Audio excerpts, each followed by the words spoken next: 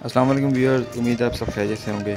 آج ہم اپنے چینل پر آپ لوگوں کے لیے ایک منفرد تاریخی اور ثقافتی سیریز شروع کرنے لگے ہیں۔ اس ویڈیو سیریز میں ہم آپ کو اولیاء اللہ کے شہر مدینہ الاولیاء ملتان کے مشہور اور تاریخی مزارات کی زیارت کروائیں گے۔ آج ہم آپ کو لے کر چل رہے ہیں ملتان کی پہچان شیخ رکن الدین المعروف شاہ رکن عالم کی والدہ بی بی راستی رحمۃ اللہ علیہ کے دربار پر۔ بی بی راستی کے دربار کو ملتان میں بی بی پاک مائی کے دربار کے نام سے بھی جانا جاتا ہے۔ بی بی پاک مائی دربار پنجاب آرکیالوجی ڈپارٹمنٹ کی آفیشیل پروٹیکٹڈ لسٹ میں شامل ہے۔ بی بی راستی کے نام کی وجہ سے مشہور پاک مائی قبرستان ریلوے اسٹیشن ملتان شہر کے جنوب میں واقع ہے، اور اس قبرستان کے بیچوں بیچ آپ کا مزار اقدس فیروزی رنگ کی خوبصورت کاشی کی اینٹوں سے تعمیر کیا گیا ہے۔ بی بی راستی فرغانہ کی شہزادی تھیں اور فرغانہ کے سلطان جمال الدین کی دختر تھیں۔ سلطان جمال الدین کی خواہش پر حضرت بہاؤالدین ذکریہ نے اپنے فرزند حضرت صدر الدین عارف کا نکاح بی بی راستی سے پڑھوایا۔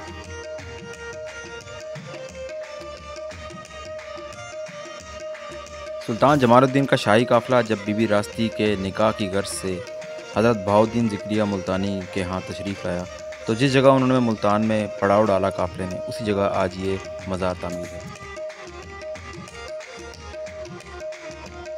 مزار کی تعمیر میں ملتان کی مشہور فیروزی رنگ کی کاشی کی اینٹوں کا استعمال کیا گیا ہے اور ساتھ لکڑی کا خوبصورت کام بھی کیا گیا ہے۔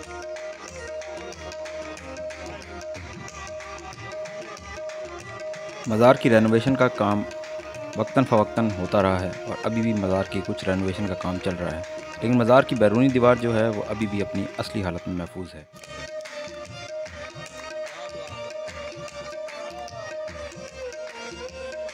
مزار کے احاطے میں صرف حضرت بہاؤالدین ذکریہ ملتانی کے خاندان کی کچھ خواتین دفن ہیں، لیکن بی بی راستی کے حجرے میں کسی کو جانے کی اجازت نہیں ہے۔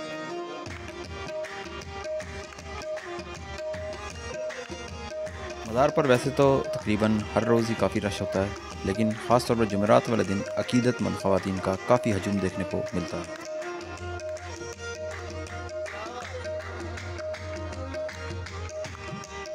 بی بی راستی کی زندگی پر نظر ڈالیں تو معلوم ہوتا ہے کہ آپ دین پر مکمل عمل کرنے والی نیک خاتون تھیں، اور آپ کی صحبت کی وجہ سے محلے کی تمام خادماؤں نے نماز پنجگانہ ادا کرنا شروع کر دی۔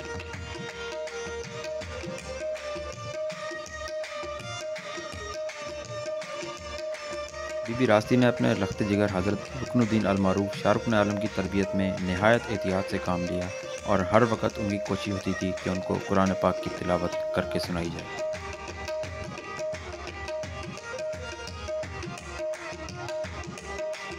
محل سرائے غوثیہ میں یتیم بچیوں، بیوہ اور بے کس عورتوں کے علاوہ بڑے بڑے امراء کی بہو بیٹیاں بھی دینی مسائل سمجھنے آتی تھیں۔ ان سب کے قیام کا انتظام شہزادی کے سپرد تھا۔ ان سب مصروفیات کے باوجود وہ اپنے شوہر اور اپنے خسر کا کھانا خود تیار کرتی۔ سردی کا موسم ہوتا تو تہجد کے لیے وضو کا پانی بھی خود ہی گرم کرتی تھی۔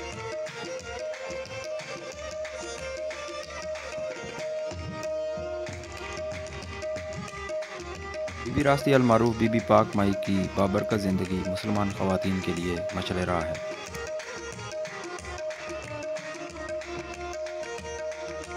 بی بی راستی نے آج سے 750 سال قبل 695 ہجری میں وفات پائی، اور اب وہ اس جگہ اس مزار کے احاطے میں آرام فرما ہے۔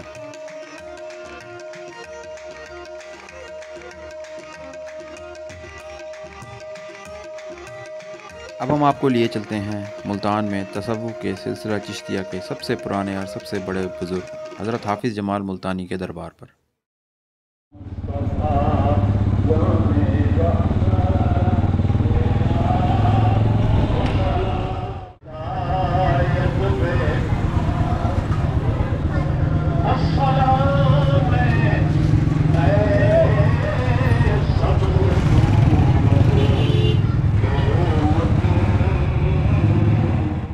خطہ ملتان برصغیر میں اسلام کی آمد کے ساتھ ہی سہروردیہ سلسلہ کا مرکز رہا، اور حضرت بہاؤالدین ذکریہ ملتانی نے یہاں سہروردیہ سلسلہ کی عظیم الشان خانقاہ قائم کی، اور صدیوں تک اس خطہ میں سہروردیہ سلسلہ کے علاوہ کسی دوسرے سلسلہ تصوف کو اقتدار حاصل نہیں ہو سکا۔ 18ویں صدی عیسوی میں جس شخصیت نے سلسلہ چشتیہ کا کام ملتان میں شروع کیا وہ حضرت نور محمد مہاروی کے ایک عظیم خلیفہ حضرت حافظ محمد جمال تھے۔ حضرت حافظ محمد جمال علم و عمل کی بے پناہ صلاحیتوں کے مالک تھے۔ اگر ایک طرف روحانی اور علمی اعتبار سے ان کا پایہ بلند تھا تو دوسری طرف شجاعت و سرفروشی میں اپنا ثانی نہ رکھتے تھے۔ حضرت حافظ محمد جمال کا مزار ملتان کے مشہور حافظ جمال روڈ پر موجود حافظ جمال میٹرو اسٹیشن کے بالکل قریب واقع ہے۔ حضرت حافظ محمد جمال آج سے تقریباً 300 سال قبل ملتان میں پیدا ہوئے۔ آپ کے والد اور دادا دونوں حافظ قرآن تھے۔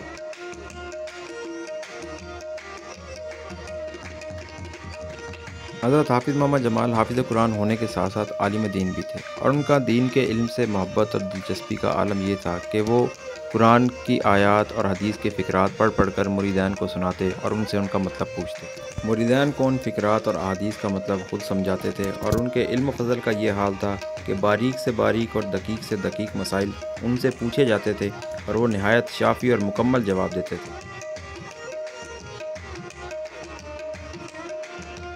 حضرت حافظ محمد جمال کے دربار کی تزئین و آرائش انتہائی خوبصورتی کے ساتھ کی گئی ہے، اور انتہائی نفیس شیشے کا کام اور نقش نگاری دربار کے اندر اور باہر آپ کو دیکھنے کو ملتی ہے۔ حضرت حافظ محمد جمال کے دربار کے احاطے میں ایک قبرستان بھی موجود ہے، اور اس قبرستان میں حضرت حافظ محمد جمال کے خلیفہ اور ان کی اگلی آنے والی نسلیں دفن ہیں۔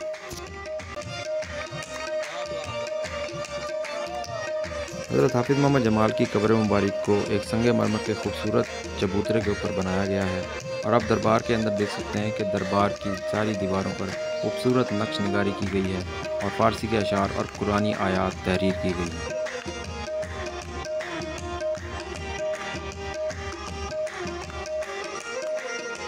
حافظ محمد جمال اگر ایک طرف عبادت اور درس و تدریس میں مصروف رہتے تھے تو دوسری طرف وہ عملی جہاں سے بھی خوب واقف تھے، اور ان کی ہمت اور شجاعت کی کئی مثالیں مسلمانوں کے سامنے تھیں۔ اس دور میں سکھوں کے بڑھتے ہوئے سیلاب کا مقابلہ انہوں نے انتہائی جواں مردی اور ہمت سے کیا۔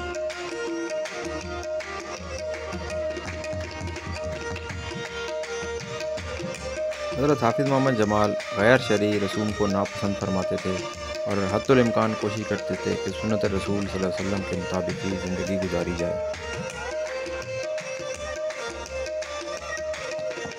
حضرت حافظ صاحب فارسی، عربی اور سرائکی زبان کے بہت بڑے شاعر تھے، اور چرگا نامہ ان کی ایک مشہور سرائکی کی کتاب ہے، اور اس کے علاوہ معلوم ہوا ہے کہ حضرت علامہ طالوت کے پاس حافظ صاحب کا کلمی دیوان موجود تھا، جو کہ افسوس کے ساتھ اب موجود نہیں ہے۔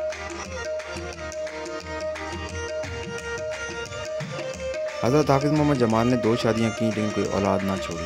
آپ 1226 ہجری میں تقریباً 66 سال کی عمر میں وفات پا گئے۔ آپ کا عرس 5 جمادی الثانی کو منعقد ہوتا ہے۔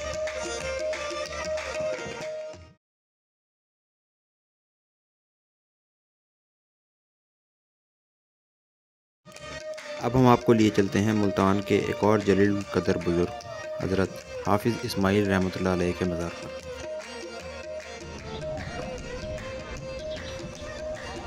یوں تو سرزمین ملتان میں آپ کو ایک سے ایک بزرگ برتر ولی کامل اور اللہ تعالیٰ کے نیک لوگ ملیں گے، لیکن اب ہم جس ولی اللہ کا تذکرہ آپ سے کرنے لگے ہیں انہوں نے اپنی ساری زندگی قرآن کی درس و تدریس اور اشاعت کے لیے وقف کر دی، اور اسی مشن میں انہوں نے اپنی زندگی کے 100 سال گزارے۔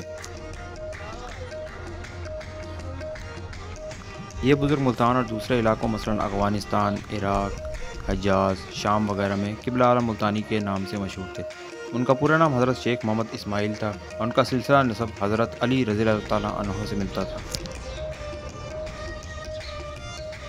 حضرت حافظ محمد اسماعیل آج سے تقریباً 200 سال قبل 25 سال کی عمر میں ملتان تشریف لائے، اور آپ نے اپنے مشن کی تکمیل کے لیے کوششیں شروع کر دی اور ایک مدرسے کی بنیاد رکھی، اور یہ مدرسہ ابتدائی طور پر ملتان کے مشہور حرم گیٹ کے باہر ایک چھوٹی سی مسجد میں قائم ہوا، جس میں دن رات طلباء کا ہجوم رہتا تھا۔ حضرت حافظ صاحب کا اصل کمال یہ ہے کہ انہوں نے مصنوعی پیروں کی طرح خلق خدا کو لوٹنے اور فریب دینے کے لیے خدا رسول کے نام کو استعمال نہ کیا، نہ ہی دین اور مذہب کو دنیا حاصل کرنے کا ذریعہ بنایا، بلکہ اس کے برعکس خود ذاتی طور پر محنت کی اور اپنی محنت کی کمائی سے دین اور دنیا کی خدمت کی۔ حضرت حافظ صاحب نے تقریباً 75 سال قرآن کی تدریس کا کام کیا اور 1011 ہجری میں وفات پائی۔ حضرت حافظ صاحب کا مزار ملتان سٹی ریلوے اسٹیشن کے جنوب میں واقع ہے۔ حضرت حافظ صاحب کا مقبرہ ملتان کے نواب مظفر خان نے پختہ کروایا۔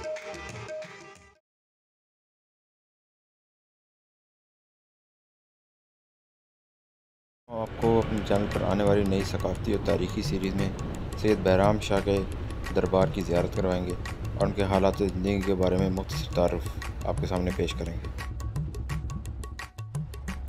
سید بہرام شاہ کا مزار ریلوے اسٹیشن ملتان کینٹ کے بیک سائڈ پر ایک چھوٹا سا روڈ ہے، وہاں پر واقع ہے۔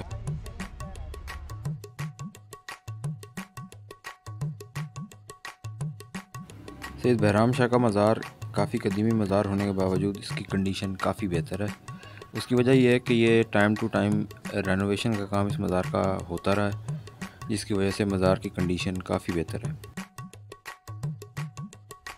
سید بہرام شاہ تصوف کے سلسلہ چشتیہ سے تعلق رکھتے تھے۔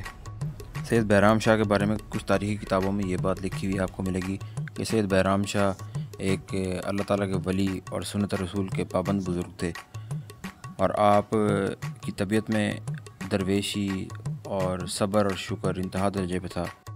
اسی وجہ سے جو کچھ بھی آپ کے پاس ہوتا تھا آپ اللہ تعالیٰ کے راستے میں تقسیم کر دیتے تھے، اور یہی وجہ کہ آپ کے مزار پر عقیدت مندوں کا خاصا رش رہتا ہے، اور خاص طور پر جمعرات والے دن آپ کے دربار پر لوگوں کا بہت ہجوم ہوتا ہے۔ اس دربار کے بیرونی احاطے کی تعمیر میں سرخ اینٹوں کا استعمال کیا گیا ہے جو کافی خوبصورت لگتی ہیں، اور اس دربار میں داخلے کے 2 دروازے ہیں، اور دونوں دروازوں کی محرابوں میں نیلے رنگ کی کاشی کی ٹائلوں کا استعمال ہے۔ دربار کے اندر چلیں تو اندر سے سارا دربار نیولی رینوویٹڈ ہے، اور دربار میں سنگ مرمر کا استعمال ہے فرش پر اور قبر کے چبوترے پر۔